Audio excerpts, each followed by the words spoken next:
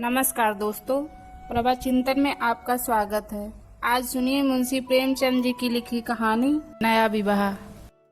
हमारी देहें पुरानी है, लेकिन इसमें सदैव नया रक्त दौड़ता रहता है। नए रक्त के प्रवाह पर ही हमारे जीवन का आधार है। पृथ्वी की इस चिरंतन व्यवस्था में यह नयापन उसके एक अणु में, एक एक कण में, तार में बसे हुए स्वरों की भांति गूंजता रहता है। और यह 100 साल की बुढ़िया आज भी नवेली दुल्हन बनी हुई है। जब से लाला डंगामल ने नया विवाह किया है, उनका यौवन नए सिरे से जाग उठा है। जब पहली स्त्री जीवित थी, तब वे घर में बहुत कम रहते थे। प्रातः से 10-11 बजे तक तो पूजा पाठ ही किया करते थे, फिर भोजन करके दुकान चले जाते। वहाँ से 1 बजे रात लौटते और थके मांदे सो जाते। यदि लीला कभी कहती जरा और सवेरे आ जाया करो, तो बिगड़ जाते और कहते तुम्हारे लिए क्या दुकान छोड़ दूं या रोजगार बंद कर दूं। यह वह जमाना नहीं है कि एक लोटा जल चढ़ाकर लक्ष्मी प्रसन्न कर ली जाए। आज उनकी चौखट पर माथा रगड़ना पड़ता है, तब भी उनका मुंह सीधा नहीं होता। लीला बेचारी चुप हो जाती है। अभी 6 महीने की बात है, लीला को ज्वर चढ़ा हुआ था। लाला जी दुकान जाने लगे, तब उसने डरते डरते कहा था, देखो मेरा जी अच्छा नहीं है, जरा सवेरे आ जाना।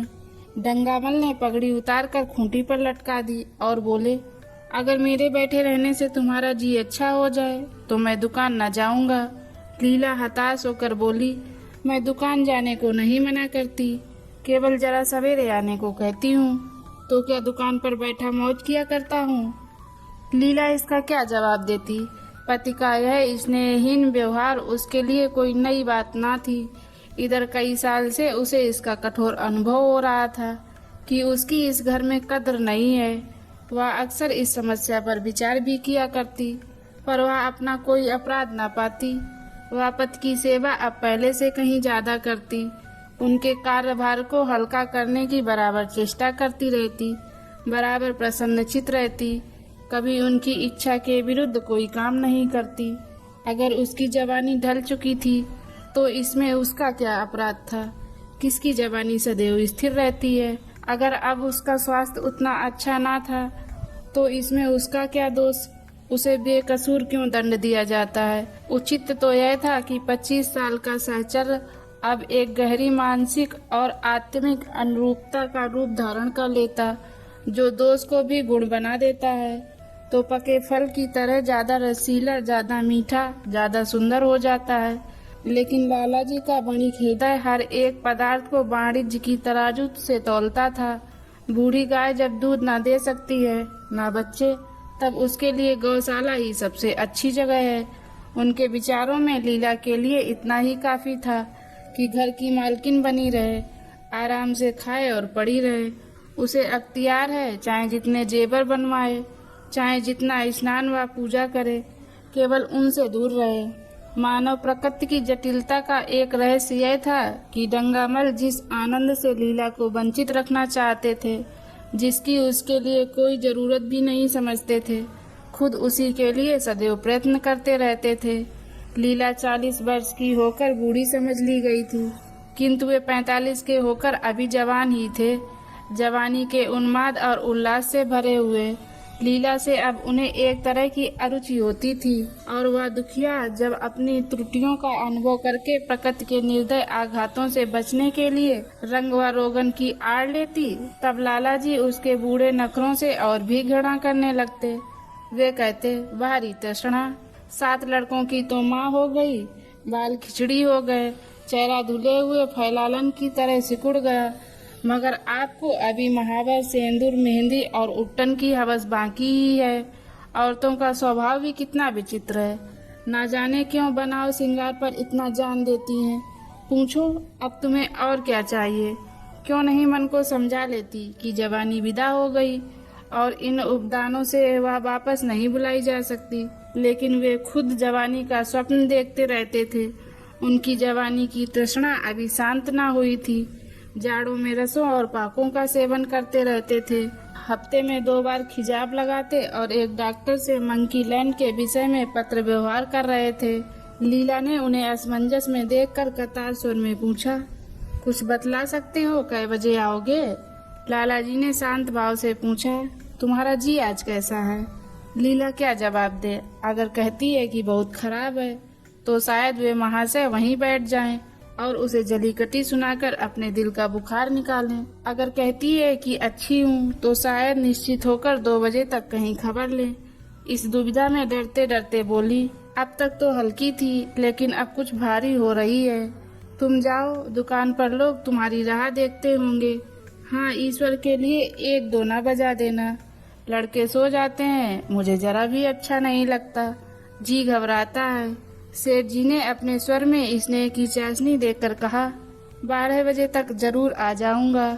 लीला का मुख धूमिल हो गया। उसने कहा, 10 बजे तक नहीं आ सकते? 11:30 से पहले किसी तरह नहीं। नहीं, 10:30। अच्छा, 11 बजे। लाला वादा करके चले गए, लेकिन 10 बजे रात को एक मित्र ने मुजरा सुनने के लिए बुला भेजा।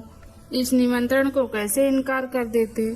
जब एक आदमी आपको खातिर से बुलाता है तब यह कहाँ की भलमनसाहत है कि आप उसका निमंत्रण अस्वीकार कर दें। लाला जी मुजरा सुनने के लिए चले, 2 बजे लौटे। चुपके से आकर नौकर को जगाया और अपने कमरे में आकर लेट रहे। लीला उनकी राह देखती प्रतिक्षण विकल वेदना का अनुभव करती हुई न जाने कब सो गई थी।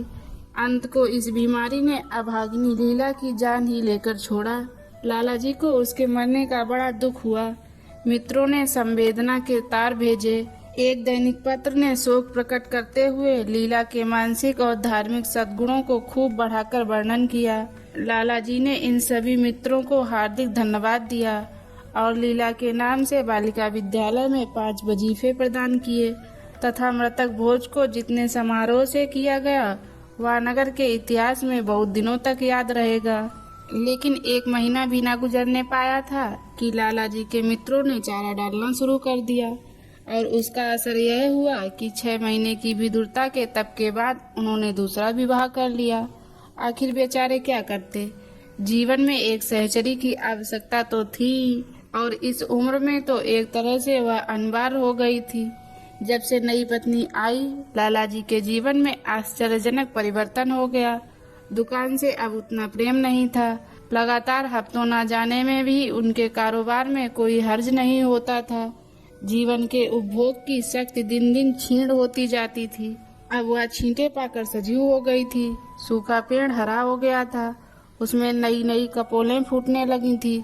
मोटर नई आ गई थी, कमरे में नए फर्नीचर सजा दिए गए थे, नौकरों की संख्या बढ़ गई थी, रेडियो आ पहुंचा था और प्रतिदिन नए नए उपहार आते रहते थे। लाला जी की बूढ़ी जवानी जवानों की जवानी से भी प्रखर हो गई थी, उसी तरह जैसे बिजली का प्रकाश चंद्रमा के प्रकाश से ज्यादा स्वच्छ और मनोरंजक हो जाता है। लाला जी को उनके मित्र इस रूपांतर पर बधाइयाँ देते, जब वे गर्व के साथ कहते, भाई हम तो हमेशा जवान रहे और हमेशा जवान रहेंगे। बुढ़ापा यहाँ आए तो उसके मुंह में कालिक लगाकर गधों पर उल्टा सवार करा के शहर से निकाल दें। जवानी और बुढ़ापे को ना जाने क्यों लोग अवस्था से संबद्ध कर देते हैं। जवानी का उम्र से उतना ही संबंध है जितना धर्म का आचार से, रुपए का ईमानदारी से, रूप का श्रृंगार से। आजकल के जवानों को आप जवान कहते हैं, उनकी 1000 जवानियों को अपने 1 घंटे से भी ना बदलूंगा। मालूम होता है उनकी जिंदगी में कोई उत्साह ही नहीं, कोई शौक नहीं। जीवन क्या है? गले में पड़ा हुआ एक ढोल है। यही शब्द घटा बढ़ाकर वे आशा के हृदय पटल पर अंकित करते रहते थे। उससे बराबर सिनेमा, थिएटर और दरिया की सैर के लिए आग्रह करते रहते, लेकिन आशा को ना जाने क्यों इन बातों में जरा भी रुचि न थी। वह जाती तो थी, मगर बहुत टाल टूट करने के बाद एक दिन लाला जी ने आकर कहा, चलो आज बजरे पर दरिया की सैर करें। वर्षा के दिन थे, दरिया चढ़ा हुआ था। मेघमालाएं अंतर्राष्ट्रीय सेनाओं की भांति रंग बिरंगी वर्दियां पहने आकाश में कवायद कर रही थीं। सड़क पर लोग मलार और बारहमासा गाते चलते थे। बागों में झूले पड़ गए थे। आशा ने बेदली से कहा, मेरा जी नहीं चाहता। लाला जी ने मृदुपेड़ा के साथ कहा, तुम्हारा मन कैसा है जो आमोद प्रमोद की ओर आकर्षित नहीं होता? चलो जरा दरिया की सैर देखो। सच कहता हूँ बजरे पर बड़ी बहार रहेगी। आप जाएं, मुझे और कई काम करने हैं। काम करने को आदमी है, तुम क्यों काम करोगी? महाराज अच्छे सालन नहीं पकाता, आप खाने बैठेंगे तो यूं ही उठ जाएंगे। आशा अपने अवकाश का बड़ा भाग लाला जी के लिए तरह तरह का भोजन पकाने में ही लगाती थी। उसने किसी से सुना था कि एक विशेष अवस्था के बाद पुरुष के जीवन का सबसे बड़ा सुख रसना का स्वाद ही रह जाता है। लाला जी की आत्मा खिल उठी। उन्होंने सोचा कि आशा को उनसे कितना प्रेम है कि वह दरिया की सैर को उनकी सेवा के लिए छोड़ रही है। एक लीला थी कि ना मान ना मेहमान चलने को तैयार रहती थी, पीछा छुड़ाना पड़ता था। खामोखा सिर पर सवार हो जाती थी और सारा मजा किरकिरा कर देती थी। स्नेह भरे उल्हाने से बोले, तुम्हारा मन भी विचित्र है। अगर एक दिन सालन फीका ही रहा, ऐसा क्या तूफान आ जाएगा? तुम तो मुझे बिल्कुल निकम्मा बनाए देती हो। अगर तुम ना चलोगी तो मैं भी ना जाऊंगा। आशा ने जैसे गले से फंदा छुड़ाते हुए कहा, आप भी तो मुझे इधर उधर घुमा घुमा कर मेरा मिजाज बिगाड़ देते हैं। यह आदत पड़ जाएगी तो घर का धंधा कौन करेगा? मुझे घर के धंधों की रत्ती भर भी परवाह नहीं, बाल की नोक बराबर भी नहीं। मैं चाहता हूँ कि तुम्हारा मिजाज बिगड़े और तुम गृहस्थी की चक्की से दूर रहो। और तुम मुझे बार बार आप क्यों कहती हो? मैं चाहता हूँ मुझे तुम कहो, तू कहो, गालियाँ दो, धौल जमाओ। तुम तो मुझे आप कह के जैसे देवता के सिंहासन पर बैठा देती हो। मैं अपने घर में देवता नहीं, चंचल बालक बनना चाहता हूँ। आशा ने मुस्कुराने की चेष्टा करके कहा, भला मैं आपको तुम कहूँगी? तुम बराबर वाले को कहा जाता है कि बड़ों को। मुनीम ने 1 लाख के घाटे की खबर सुनाई होती तो भी शायद लाला जी को इतना दुख ना होता जितना आशा के इन कठोर शब्दों से हुआ। उनका सारा उत्साह, सारा उल्लास जैसे ठंडा पड़ गया। सिर पर बांकी रखी हुई फूलदार टोपी, गले में पड़ी हुई जोगिए रंग की चुनी हुई रेशमी चादर, वह तंजेब का बेलदरार कुर्ता जिसमें सोने के बटन लगे हुए थे, यह सारा ठाट कैसे उन्हें हास्यजनक जान पड़ने लगा, जैसे वह सारा नशा किसी मंत्र से उतर गया हो। निराश होकर बोले, तो तुम्हें चलना है या नहीं? मेरा जी नहीं चाहता तो मैं भी ना जाऊं। मैं आपको कब मना करती हूँ? फिर आप कहा। आशा ने जैसे भीतर से जोर लगाकर कहा। तुम और उसका मुखमंडल लज्जा से आरक्त हो गया। हाँ, इसी तरह तुम कहा करो। तो तुम नहीं चल रही हो? अगर मैं कहूँ तुम्हें चलना पड़ेगा तब चलूंगी। आपकी आज्ञा मानना मेरा धर्म है। लाला जी आज्ञा ना दे सके। आज्ञा और धर्म जैसे शब्द उनके कानों में चुभने से लगे। खिसियाए हुए बाहर चल पड़े। उस वक्त आशा को उन पर दया आ गई। बोली, तो कब तक लौटेंगे? मैं नहीं जा रहा हूँ। अच्छा, तो मैं भी चलती हूँ। जैसे कोई जिद्दी लड़का रोने के बाद अपनी इच्छित वस्तु पाकर उसे पैरों से ठुकरा देता है, उसी तरह लाला जी ने मुंह बनाकर कहा, तुम्हारा जी नहीं करता तो ना चलो। मैं आग्रह नहीं करता। आप नहीं, तुम बुरा मान जाओगे। आशा गई, लेकिन उमंग से नहीं। जिस मामूली बेस में थी उसी तरह चल खड़ी हुई। ना कोई सजीली साड़ी, ना जड़ाऊ गहने, ना सिंगार, जैसे कोई विधवा हो।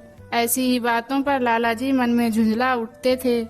ब्याह किया था जीवन का आनंद उठाने के लिए, झिलमिलाते हुए दीपक में तेल डालकर उसे और चटक करने के लिए।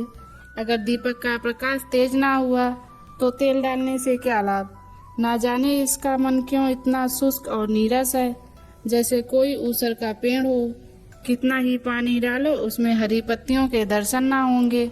जड़ाऊ गहनों से भरी पेटरियां खुली हुई हैं। कहाँ कहाँ से मंगवाए, दिल्ली से, कलकत्ते से कैसी कैसी बहुमूल्य साड़ियाँ रखी हुई हैं। एक नहीं सैकड़ों, पर केवल संदूक में कीड़ों का भोजन बनने के लिए। दरिद्र घर की लड़कियों में यही ऐब होता है, उनकी दृष्टि सदैव संकीर्ण रही है। ना खा सके, ना पहन सके, ना दे सके। उन्हें तो खजाना भी मिल जाए तो यही सोचती रहेंगी कि खर्च कैसे करें। दरिया की सैर तो हुई पर विशेष आनंद न आया। कई महीने तक आशा की मनोवृत्तियों को जगाने का असफल प्रयत्न करके लाला जी ने समझ लिया कि इसकी पैदाइश ही मुहर्रमी है, लेकिन फिर भी निराश न हुए। ऐसे व्यापार में बड़ी रकम लगाने के बाद वे उसमें अधिक से अधिक लाभ उठाने की वाणिज्यिक प्रवृत्ति को कैसे त्याग देते। विनोद की नई नई योजनाएं पैदा की जाती। ग्रामोफोन अगर बिगड़ गया है, गाता नहीं या साफ आवाज नहीं निकलती, तो उसकी मरम्मत करानी पड़ेगी। उसे उठाकर रख देना तो मूर्खता है। इधर बूढ़ा महाराज एकाएक बीमार होकर घर चला गया था और उसकी जगह उसका 17-18 साल का जवान लड़का आ गया था। कुछ अजीब गंवार था, बिल्कुल झंगड़ उज्जड़, कोई बात ही नहीं समझता था। जितने फुलके बनाता उतनी तरह के। हाँ, एक बात समान होती, सब बीच में मोटे होते, किनारे पतले। दाल कभी तो इतनी पतली जैसे चाय, कभी इतनी गाढ़ी जैसे दही। नमक कभी इतना कम कि बिल्कुल फीकी, कभी इतना तेज कि नींबू का शौकीन। आशा मुंह हाथ धोकर चौके में पहुंच जाती और इस डरपोक शंख को भोजन पकाना सिखाती। एक दिन उसने कहा, तुम कितने नालायक आदमी हो जुगुल। आखिर इतनी उम्र तक घास खोदते रहे या बाहर झोंकते रहे कि फुलके तक नहीं बना सकते। जुगुल आंखों में आंसू भरकर कहता, बहू जी, अभी हमारी उम्र ही क्या है, 17वां ही तो पूरा हुआ है। आशा को उसकी बात पर हंसी आ गई। उसने कहा, तो रोटियां पकाना क्या 10-5 साल में आता है? 1 महीना सिखा दें बहू जी, फिर देखिए मैं आपको कैसे फुलके खिलाता हूँ कि जी खुश हो जाए। जिस दिन मुझे फुलके बनाने आ जाएंगे मैं आपसे कोई इनाम लूंगा। सालन तो अब मैं कुछ कुछ बनाने लगा हूँ। क्यों? आशा ने हौसला बढ़ाने वाली मुस्कुराहट के साथ कहा, सालन नहीं, वो बनाना आता है। अभी कल ही नमक इतना तेज था कि खाया ना गया। मसाले में कचांदा आ रही थी। मैं जब सालन बना रहा था तब आप यहाँ कब थी? अच्छा, तो मैं जब यहाँ बैठी रहूं तब तुम्हारा सालन बढ़िया पकेगा। आप बैठी रहती हैं तब मेरी अक्ल ठिकाने रहती है। आशा को जुगुल की इन भोली बातों पर खूब हंसी आ रही थी। हंसी को रोकना चाहती थी पर वह इस तरह निकल पड़ती थी जैसे भरी बोतल उड़ेल दी गई हो। और मैं नहीं रहती तब तो आपके कमरे के द्वार पर जा बैठता हूँ, वहाँ बैठकर अपनी तकदीर को रोता हूँ। आशा ने हंसी को रोककर पूछा, क्यों रोते क्यों हो? यह न पूछिए बहू जी, आप इन बातों को नहीं समझेंगी। आशा ने उसके मुंह की ओर प्रश्न की आंखों से देखा। उसका आशय कुछ तो समझ गई पर ना समझने का बहाना किया। तुम्हारे दादा आ जाएंगे तब तुम चले जाओगे। और क्या करूं बहू जी, यहाँ कोई काम दिलवा दीजिए तो पड़ा रहूंगा। मुझे मोटर चलाना सिखवा दीजिए, आपको खूब सैर कराया करूंगा। नहीं नहीं बहू जी, आप हट जाइए, मैं पतीली उतार लूंगा।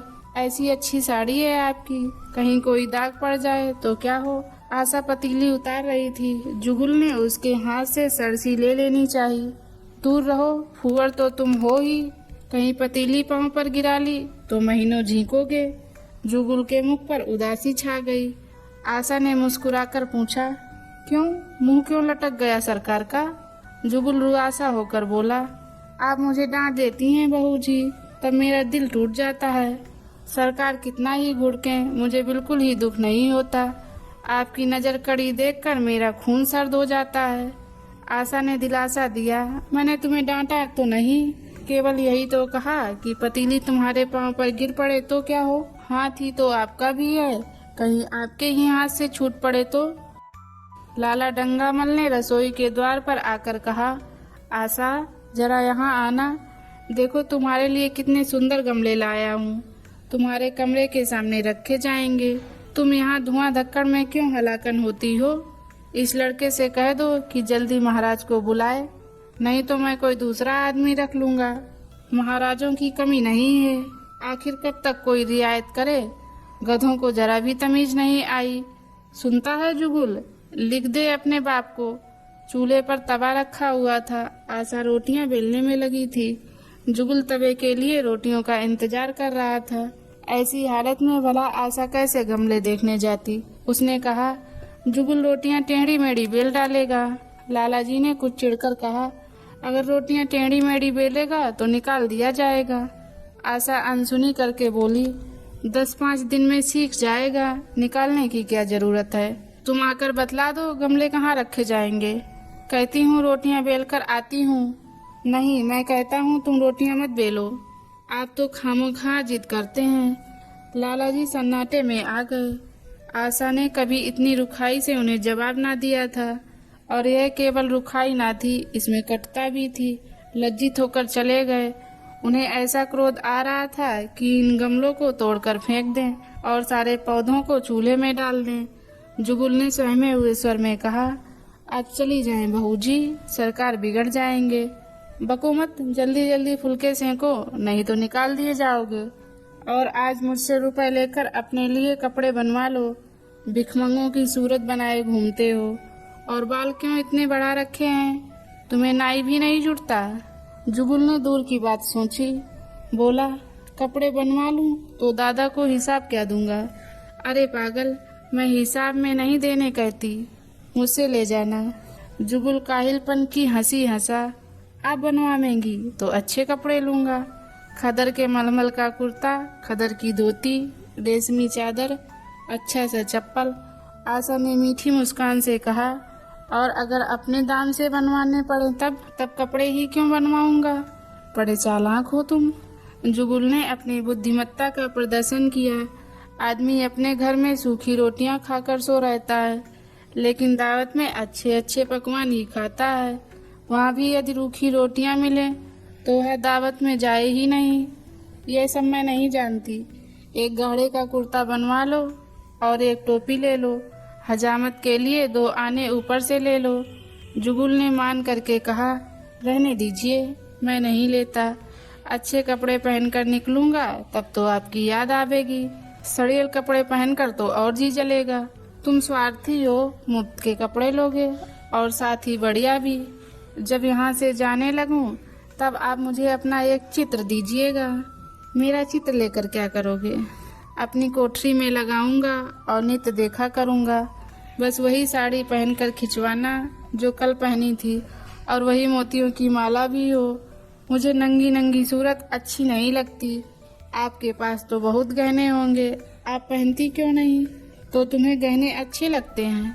बहू, लाला जी ने फिर आकर जलते हुए मन से कहा, अभी तक तुम्हारी रोटियां नहीं पकी जुगुल। अगर कल से तूने अपने आप अच्छी रोटियां ना पकाई तो मैं तुझे निकाल दूंगा। आशा ने तुरंत हाथ मुंह धोया और बड़े प्रसन्न मन से लाला जी के साथ गमले देखने चली। इस समय उसकी छवि में प्रफुल्लता की रौनक थी। बातों में भी जैसे शक्कर घुल गई थी। लाला जी का सारा खिसियापन मिट गया था। उसने गमलों को मुग्धा आंखों से देखा। उसने कहा, मैं इनमें से कोई गमला न जाने दूंगी। सब मेरे कमरे के सामने रखवाना। सब कितने सुंदर पौधे हैं, वाह! इनके हिंदी नाम भी मुझे बतला देना। लाला जी ने छेड़ा, सब गमले का क्या करोगी? 10-5 पसंद कर लो, शेष मैं बाहर रखवा दूंगा। जी नहीं, मैं एक भी ना छोड़ूंगी, सब यहीं रखे जाएंगे। बड़ी लालचीन हो तुम। लालचीन ही सही, मैं आपको एक भी ना दूंगी।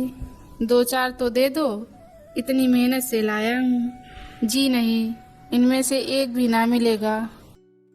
दूसरे दिन आशा ने अपने को आभूषण से खूब सजाया और फिरोजी साड़ी पहनकर निकली। तब लाला जी की आंखों में ज्योति आ गई। समझे अवश्य अब उनके प्रेम का जादू कुछ कुछ चल रहा है। नहीं तो उनके बार बार के आग्रह करने पर भी, बार बार याचना करने पर भी उसने कोई आभूषण ना पहना था। कभी कभी मोतियों का हार गले में डाल लेती थी, वह भी ऊपरी मन से। आज वह आभूषणों से अलंकृत होकर फूली ना समाती, इतराई जाती है, मानो कहती हो, देखो मैं कितनी सुंदर हूँ। पहले तो बंद कली थी, वह आज खिल गई थी। लाला जी पर घड़ों नशा चढ़ा हुआ था। वे चाहते थे उनके मित्र और बंधु आकर इस सोने की रानी के दर्शनों से अपनी आंखें ठंडी करें, देखें कि वह कितनी सुखी, संतुष्ट और प्रसन्न है। जिन विद्रोहियों ने विवाह के समय तरह तरह की शंकाएं की थी, वे आंखें खोलकर देखें कि डंगामल कितना सुखी है। विश्वास, अनुराग और अनुभव ने चमत्कार किया है। उन्होंने प्रस्ताव किया, चलो कहीं घूम आए, बड़ी मजेदार हवा चल रही है। आशा इस वक्त कैसे जा सकती थी? अभी उसे रसोई में जाना था। वहाँ से कहीं 12-1 बजे फुर्सत मिलेगी। फिर घर के दूसरे धंधे सिर पर सवार हो जाएंगे। सैर सपाटे के पीछे क्या घर चौपट कर दे? सेठ जी ने उसका हाथ पकड़ लिया और कहा, नहीं, आज मैं तुम्हें रसोई में ना जाने दूंगा।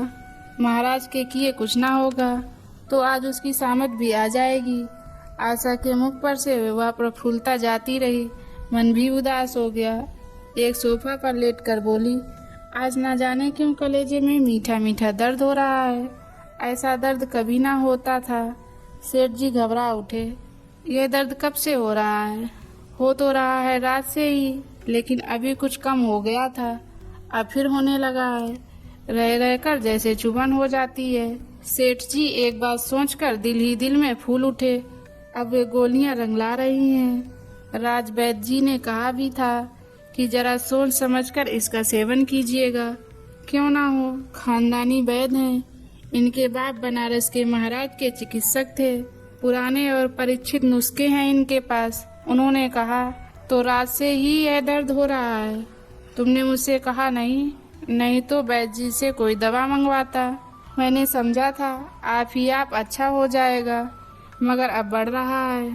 कहाँ दर्द हो रहा है, जरा देखूं, कुछ सूजन तो नहीं है?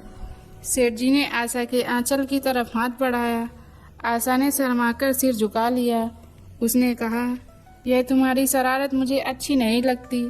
मैं अपनी जान से मरती हूँ, तुम्हें हंसी सूझती है। जाकर कोई दवा ला दो। सेठ जी अपने पुंसत्व का यह डिप्लोमा पाकर उससे कहीं ज्यादा प्रसन्न हुए, जितना राय बहादुरी पाकर होते। इस विजय का डंका पीटे बिना उन्हें कैसे चैन आ सकता था?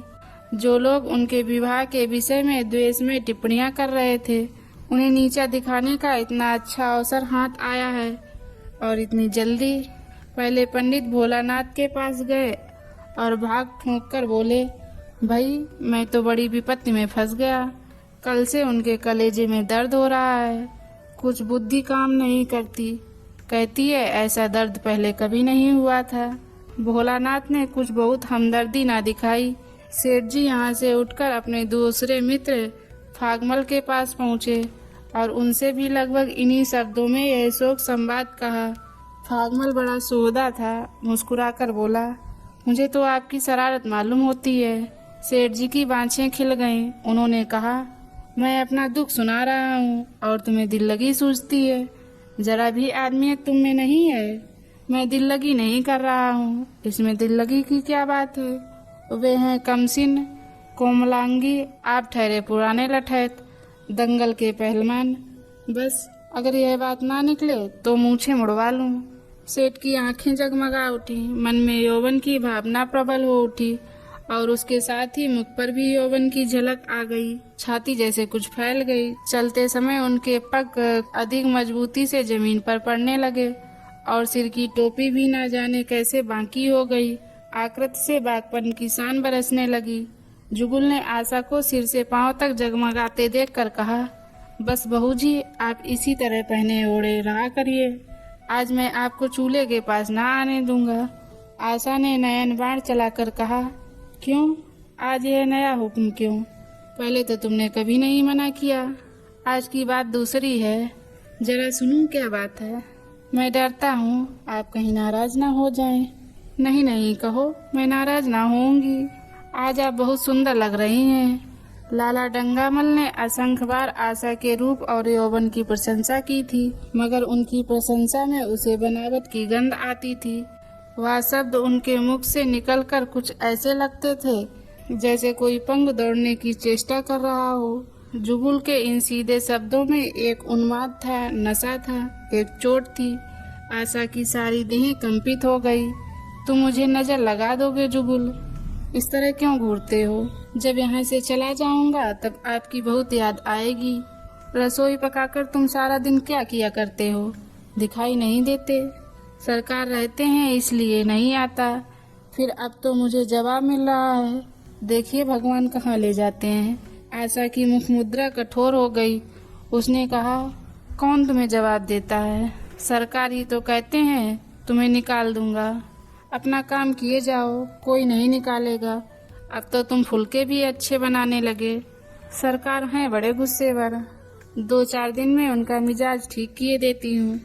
आपके साथ चलते हैं तो आपके बाप से लगते हैं। तुम बड़े मुंहफट हो। खबरदार, जबान संभाल कर बात किया करो।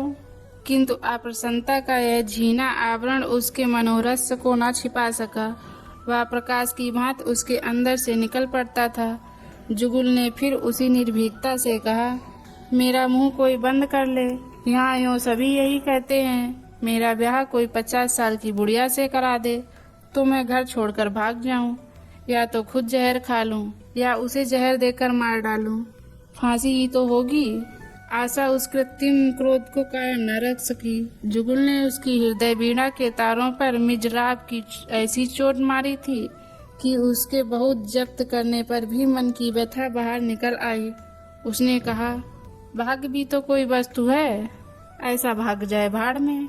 तुम्हारा ब्याह किसी बुढ़िया से ही करूंगी, देख लेना। तो मैं जहर खा लूंगा, देख लीजिएगा। क्यों, बुढ़िया तुम्हें जवान स्त्री से ज्यादा प्यार करेगी, ज्यादा सेवा करेगी, तुम्हें सीधे रास्ते पर रखेगी। यह सब माँ का काम है। बीवी जिस काम के लिए है उसी काम के लिए है। आखिर बीवी किस काम के लिए है? मोटर की आवाज आई। न जाने कैसे आशा के सिर का आंचल खिसक कर कंधों पर आ गया। उसने जल्दी से आंचल खींचकर सिर पर कर लिया और यह कहती हुई अपने कमरे की ओर लपकी कि लाला भोजन करके चले जाएं, तब आना।